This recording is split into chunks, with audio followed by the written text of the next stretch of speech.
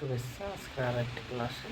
তো আজকের আলোচনার বিষয় হবে প্রতীব ঘূর্ণপাতের বৈশিষ্ট্য, মেজর ক্যারেক্টারিস্টিক্স অফ অ্যান্টিসাইক্লোন। তো আমরা জানি নাতিশীতোষ্ণ মণ্ডল এবং হিমমণ্ডলের কোনো অংশে অনেক সময় তীব্র ঠান্ডার জন্য প্রবল উচ্চচাপ সৃষ্টি হয় এবং এই উচ্চচাপের বাইরের দিকে তুলনামূলকভাবে কম ঠান্ডার জন্য নিম্নচাপ বা নিম্নচাপের সৃষ্টি হয়। তবে দেখা যায় যে কেন্দ্রে উচ্চচাপ এবং বাইরে নিম্নচাপ, এই যে একটা অস্বাভাবিক অবস্থা, এটাকে বলা হয়,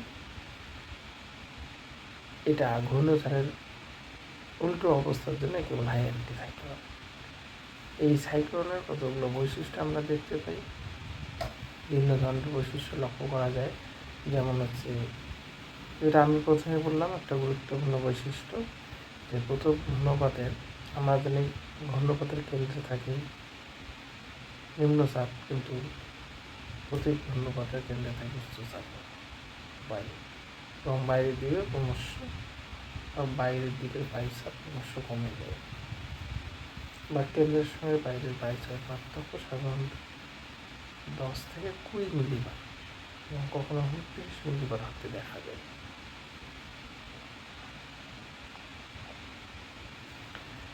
আরেকটা বৈশিষ্ট্য হচ্ছে সমপ্রেষ রেখাগুলো বা সমচাপ রেখার অবস্থান।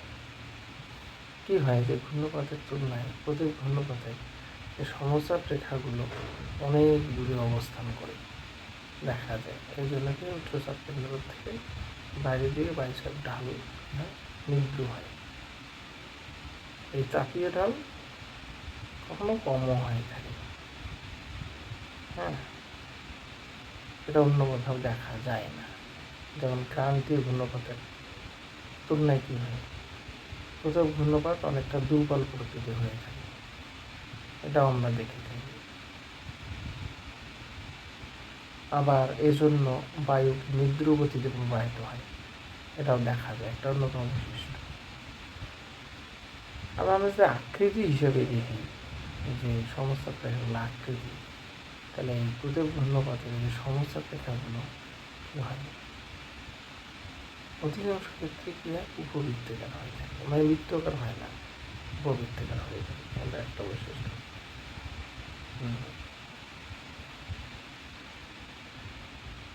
মানে প্রত্যেক ঘূর্ণপাতের বায়ুর পাক খেয়ে উপরে থেকে নিচের দিকে নামে, অর্থাৎ বায়ু হচ্ছে অধোগামী, এটাও দেখা যায়।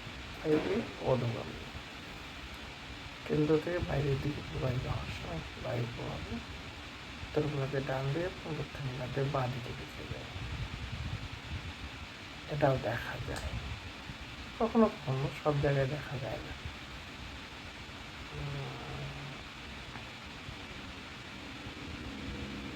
আবার দেখা যায় যে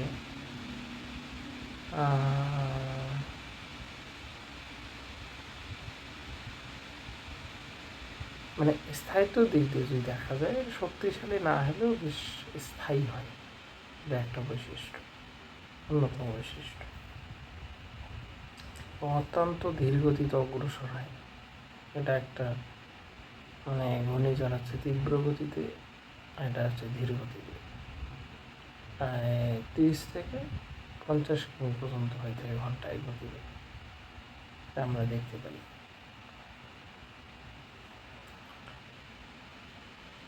আমরা জানি ঝড়ের আকাশ খুব দুর্যোগপূর্ণ হয়ে থাকে বা মেঘে পরিপূর্ণ থাকে, কিন্তু প্রতীব ঘূর্ণপাতের কেন্দ্রে বাতাস অধোগামী হয় বলে আকাশ নির্মল মেঘমুক্ত হয়, বাতাস শুষ্ক থাকে। এই জন্য প্রতীব ঘূর্ণপাতের যথেষ্ট সুস্থির প্রকৃতির হয়, স্টেবল প্রকৃতির হয়, এটা একটা অন্যতম বৈশিষ্ট্য। আর একটা হচ্ছে যে ব্যাসের দিক দিয়ে দেখি, যে প্রতীব ঘূর্ণপাতের ব্যাসের আয়তন যথেষ্ট বড় হয়, এই জন্য ব্যাস 3000 থেকে প্রায় 9000 কিমি পর্যন্ত হয়ে যায়, মনে রাখবে। তো এইসব বৈশিষ্ট্য আমরা প্রতীব ঘূর্ণপাতে দেখতে পাই।